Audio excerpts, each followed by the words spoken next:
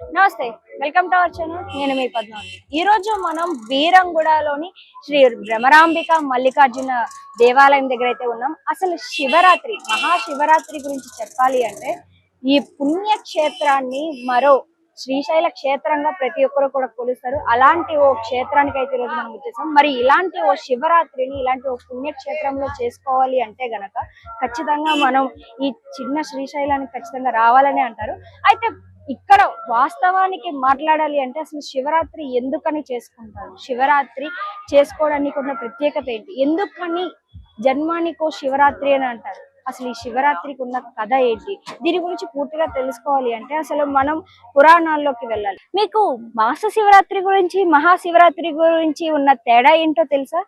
అసలు వాస్తవానికి ప్రతి నెల మాస శివరాత్రి అనేది వస్తుంది. కృష్ణపక్షాల్లోని మనకి ఆ సమయంలో ఆ గడియలకి మనకి మాస శివరాత్రి అని వస్తుంది. అంటే మాస శివరాత్రి అంటే అర్థం ఏంటి అని అంటే గనక నెలకి ఒకసారి ప్రతి నెలలోని మనకి చంద్రగ్రహాన్ని ఏదైతే అనుగుణంగా తీసుకొని అమావాస్య పౌర్ణమిని లెక్కల్లోకి తీసుకొని మనకి మాస శివరాత్రి అని జరుపుతూ ఉంటారు. అయితే 12 నెలలకు గాను 12 మహాశివలింగాల్ని ప్రత్యేకమైన రూపాల్లోని మనం శివరాత్రి అనేది జరుపుకుంటూ ఉంటాం. కానీ మహాశివరాత్రి అని ఎందుకంటారు? ఈ క్వశ్చన్ మీకు ఎప్పుడైనా వచ్చిందా? అయితే దీనికి కూడా నేను క్లారిటీ ఇద్దాం అనుకుంటున్నా. వాస్తవానికి ఏంటంటే మహాశివరాత్రి అంటే అర్థం సంవత్సరానికి ఒక్కటి, మాస శివరాత్రి అంటే నెలకి ఒక్కసారి, మహాశివరాత్రి అంటే సంవత్సరానికి ఒక్కసారి. మీకు అర్థమయ్యే ఉంటుంది అనుకుంటున్నాను. అయితే దీన్ని బట్టి చూసుకుంటే మనకి ఎవరైతే ప్రతి ఒక్కరికి శివుని ఆరాధించాలి, శివ నామస్మరణం చేయాలి అనే శ్రద్ధ ఎంతో ఉన్నప్పటికీ కూడా ప్రతి ఒక్కరికి అవకాశం లభించదండి. మరి అలాంటి వాళ్ళకి సంవత్సరం అంతా పూజలు నిర్వహించలేకపోయినా కూడా ఈ మహాశివరాత్రి రోజు మాత్రం శివుణ్ణి ప్రత్యేకంగా ఆరాధిస్తే చాలు, శివుడు ఎంతనే కరుణిస్తారు అని అంటారు.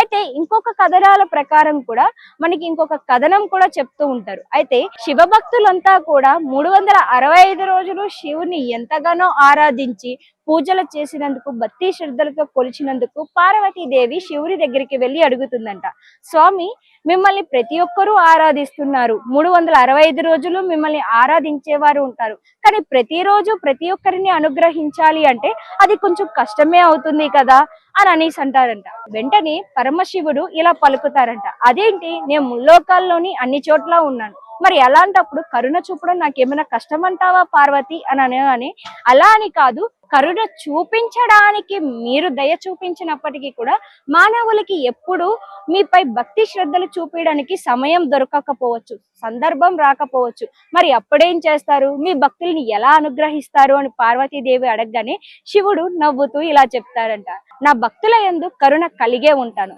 దీనికి కారణంగా నేను ఒక కథనాన్ని కూడా నీకు చెప్తాను. అయితే ఇంకొకటి, నువ్వన్నట్టుగానే నా భక్తులని అనుగ్రహించడానికి నువ్వన్నట్టుగానే సంవత్సరానికి ఒక్కసారి ఒక ప్రత్యేకమైన రోజును నేను కేటాయించాలనుకుంటున్నాను, అది కూడా నేను ఒక మహాశివరాత్రి అని అన్నట్టుగా పార్వతీదేవితో పరమశివుడు పలుకుతారట.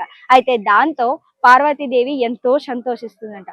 ఏమని, ఇక్కడి నుంచి భూమి మీద ఉన్న ప్రతి మానవుడు శివుని ఆరాధన ప్రతిరోజు చేయలేని వాళ్ళకి, ఈ సంవత్సరం అంతా కష్టపడిన ఫలితం రాని వారికి ఈ ఒక్కరోజు, సంవత్సరంలో ఒక్కరోజు శివారాధన చేయడం వల్ల శివుడు పులకించి వాళ్ళకి అనుగ్రహం ఇస్తారు అని అనేసి పార్వతీదేవి ఎంతగానో సంబరపడుతుంది. అయితే ఇది శివరాత్రికి ఉన్న కథనం. ఇదే రకంగా చూసుకుంటే మనకి ఇంకో కథనం కూడా వినిపిస్తూ ఉంటుంది.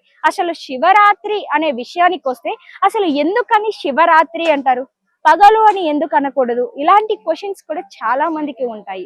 అయితే ఈ రోజు మన భక్తి ఛానల్లో నేను ప్రతి ఒక్కరికి ఒకటి చెప్పాలి అనుకుంటున్నా. ఇప్పుడు మనము దేవీ నవరాత్రులు చేసుకుంటాం. దేవీ నవరాత్రులు రాత్రులు అని ఎందుకు వచ్చింది? రెండో వచ్చేసి శివరాత్రి, రాత్రి ఎందుకు జరుగుతుంది? మనం వ్రతాలు చేసుకుంటాం, రాత్రి చేస్తాం, ఎందుకని రాత్రి మాత్రమే దేవుణ్ణి పూజిస్తాం? ఈ క్వశ్చన్ కి నేను ప్రతి ఒక్కరికి ఒక క్లారిటీ ఇవ్వాలనుకుంటున్నా. వాస్తవానికి ఏంటంటే రాత్రి అంటే దాని అర్థం రాత్రి పూజించమని కాదు, దాని అర్థం ఏంటంటే పూజ అనేది, ఉపాసన అనేది మనం పగలే చేస్తాం. రాత్రి ఉపాసన అనేది ఉండదు. రాత్రి ఉపాసన అంటే మనం 6 లోపు దైవారాధన చేసి 6 తర్వాత చీకటి పడుతుంది కాబట్టి మనకి ఆ రాత్రి అని వచ్చింది. రాత్రి అంటే దానికి అర్థం చీకటి అని. మరి ఆ చీకటిలోని ఎన్నో దుష్ట శక్తులు ఉంటాయి, మనకి కనిపించని ఎన్నో రకాల పీడనాలు ఉంటాయి. మరి వీటన్నిటి నుంచి కూడా మనం బయటపడాలి అంటే మనకి దైవం యొక్క శక్తి కూడా తోడవ్వాలి. కాబట్టి మనం దైవారాధనలో మునిగి తేలడంలో మనం నిమగ్నమై ఉంటే మనల్ని ఆ పరమశివుడు వెళ్ళవేళలా కాపాడుతాడు. అందుకనే మహాశివరాత్రి అని అన్నారు. అయితే ఈ శివరాత్రి రోజున కొంతమంది ప్రత్యేకమైన భక్తి శ్రద్ధలతో పూజలు చేయడంతో పాటుగా అతి ముఖ్యంగా ఎక్కువగా అందరూ పాటించే నియమాలు కూడా కొన్ని ఉన్నాయి. అందులో ఒకటిగా చూసుకుంటే గనక మనకి చాలా మంది ఉపవాసం ఉండడం అనేది జరుగుతుంది. రాత్రంతా ఉపవాసం ఉండి జాగారం కూడా ఉంటారు. ఉదయం నుంచి పూజలు చేస్తూ ఉపవాసంలో నిమగ్నమయ్యి జాగారం చేస్తూ ఉంటారు. అయితే జాగారం అనగా అర్థం ఏంటి? వాస్తవానికి జాగారం అంటే నిద్రలో మేలుకో ఉండడమే అంటారా, లేకుంటే జాగారం అంటే ఏంటి? నిజం చెప్పాలి అంటే శివ జాగారం అని అనడానికి ఒక అర్థం కూడా ఉంది. శివ జాగారం, జాగారం అంటే శివుణ్ణి ఆరాధిస్తూ రాత్రి అంతా కూడా శివుని పూజలలో నిమగ్నమై ఉంటారు. అంటే పూజ అంటే ఇక్కడ చూసుకుంటే మనం ఉదయం పూట చేసే అభిషేకాలు వీటివి కాకుండా రాత్రి అంతా కూడా శివనామ స్తోత్రముతో శివుణ్ణి ఆరాధిస్తూ రాత్రి అంతా కూడా శివుని కోసం జపం చేస్తూ, మనం పూర్వకాలంలో చూసుకుంటే మునులు ఋషులు ఎలా అయితే శివుని కోసం ఒక ప్రత్యేకమైన ఒక నిర్దిష్టమైన ప్లేస్ లో కూర్చొని శివ ఆరాధన చేసుకుంటూ ఒక ధ్యానం ఏదైతే చేస్తారో దాన్నే జాగారం అంటారు.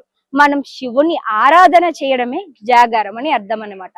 సో నేను చెప్పాలి అనుకున్నది మీకు అర్థమైందని అనుకుంటున్నా. And plus coming to the point, ఇక్కడ నేను మీకు చెప్పాలి అనుకుంటుంది ఏంటంటే శివరాత్రి అనే పదానికి ఈ అర్థం ఇలా వచ్చింది. రెండో వచ్చేసి శివ జాగారం అంటే ఏంటో కూడా మీకు అర్థమయ్యే ఉంటుంది. కొంతమంది శివ జాగారం అనే పేరుతో కొంతమంది నైట్ అంతా మెలకువ ఉండడంతో పాటుగా ఎక్కువగా శివ జాగారం అంటే రాత్రి పడుకోకుండా మెలకు ఉండడమే అంటే శివ జాగారం అయిపోతుంది అనుకునే వాళ్ళకి ఇలాంటి వారు మన చుట్టుపక్కల కనిపిస్తూనే ఉంటారు. సో వాళ్ళందరికీ కూడా శివ జాగారం అంటే నిద్రపోకుండా రాత్రి అంతా మెలకు ఉండడం కాదు. శివ జాగారం అంటే ఏంటో నేను మీకు పూర్తి అర్థాన్ని చెప్పే ఉంటానని అనుకుంటున్నా. అయితే ఈ రోజు నేను వచ్చిన ఈ టెంపుల్ యొక్క ప్రత్యేకత గురించి మీకు చెప్పాలి అంటే గనక భ్రమరాంబిక మల్లికార్జున స్వామి దేవస్థానానికి అయితే మనం ఈ రోజు వచ్చేసాం. అయితే ఈ దేవాలయం యొక్క ప్రత్యేకత గురించి మాట్లాడాలి అంటే ఈ దేవాలయంకి ఎంతో ప్రత్యేకత ఉందండి. భృగు మహర్షి తను స్వయంగా తన చేతులతో ఇక్కడ లింగాన్ని ఉద్భవించేలా చేశారనమాట. సో ఇలాంటి ఓ ప్రత్యేకమైన దేవాలయాన్ని ప్రతి ఒక్కరూ కూడా వచ్చి సందర్శించాలి, కొనియాడాలి. ఇక్కడ శివ పార్వతులు ఇద్దరు మల్లికార్జున స్వామిగా ఇక్కడ మనకి దర్శనం ఇస్తూ ఉంటారు. దానికి కారణం కూడా లేకపోలేదు. అయితే భృగు మహర్షి తన ధ్యానంతో శివుణ్ణి ఆరాధించడం ద్వారా శివుని యొక్క అనుగ్రహం వల్ల శివుడు ప్రత్యక్షమవుతారు. అయితే వెంటనే భృగు మహర్షి శివుణ్ణి ఇలా అడుగుతారు, నాకు ఒక ఆత్మలింగాన్ని ఇవ్వండి, తర్వాత వచ్చేసి నేను ఒక కోరిక కోరుతున్నాను, ఇది నా విన్నపం. ఎందుకని అంటే మీ అనుగ్రహం నా మీదే కాదు, ఇక్కడ ఉండే ఎంతో మంది భక్తులకు మీ అనుగ్రహం కావాలి. కాబట్టి పార్వతీదేవి సమితగా మీ ఇద్దరు మల్లికార్జున స్వామిగా ప్రతి ఒక్కరికి దర్శనం ఇచ్చి కోరిన కోరికలు తీర్చండి అని అనేసి మహర్షులు అడుగుతారనమాట. వెంటనే శివుడు ఆనందముతో సరే నువ్వు అడిగినట్టే నేను చేస్తాను అని అనేసి విర్రంగూడ కొండ మీద మల్లికార్జున స్వామిగా దర్శనమిస్తారు. అయితే ఇక్కడ ఉన్న స్థల పురాణం ప్రకారం చూసుకుంటే ఇది 6వ శతాబ్దంలోనే భృగు మహర్షి చేతుల మీదుగా లింగోద్భవన జరిగిందని చెప్తూ ఉంటారు. అయితే ఇంత చక్కటి కథ పురాణాల ప్రకారం చూసుకుంటే గనక ఇది ఒక పురాతనమైన గుడే కాకుండా దీనికి ఉన్న ఈ ప్రత్యేకత గురించి వింటుంటే నిజంగా చాలా సంతోషంగానే చెప్పుకోవాలి. ఎందుకంటే ఇంత చక్కటి టెంపుల్ మనకి ఇంత దగ్గరలో ఉండడం అనేది ప్రతి ఒక్కరు కూడా వచ్చి దర్శనం చేసుకోవాలని అనుకుంటున్నా. అండ్ ఇంకోటి వచ్చేసి ఇక్కడ ఉన్న స్థల పురాణం ప్రకారం చూసుకున్నా మనకి ఇంకో కథనం కూడా వినిపిస్తుంది. అదేమిటి అంటే ఈ గుడిలోని మనకి ఇంకొక సీక్రెట్ డోర్ కూడా ఉంది అని చెప్తూ ఉంటారు. స్వరంగం గుండా మనకి వెళ్తూ ఉంటే గనక మనకి ఒక లింగం అనేది దర్శనం ఇస్తుంది. అయితే అదే లింగాన్ని అనుసరిస్తూ మనం కిందకు పోతూ ఉంటే గనక మనకి ఈ కొండ రూపాన ఆధారం ప్రకారం కూడా మనకి చెప్తూ ఉంటారు. స్వరంగ మార్గం గుండా మనకి పోతే గనక శ్రీశైల ద్వారానికి మనకి ఒక మార్గం అనేది కనిపిస్తుంది అని చెప్తూ ఉంటారు. అయితే ఇంత చక్కటి దేవాలయం చూడండి, ఒక సీక్రెట్ డోర్ ఉండడంతో పాటు మనకి శ్రీశైల క్షేత్రానికి డైరెక్ట్ గా ఇక్కడ స్వరంగం నుంచే మనకి ఒక దారి కూడా కనిపిస్తుంది అని చెప్తూ ఉంటారు. మరి అలాంటి ఓ దారి కోసం ఇక్కడ చాలా మంది ఎన్నోసార్లు కొంతమంది సైంటిస్టులు కూడా వచ్చి ఇక్కడ ఎన్నో రకాలుగా పరిశీలనలు కూడా చేశారని చెప్తూ ఉంటారు. ఇలాంటి ఒక కథనం కూడా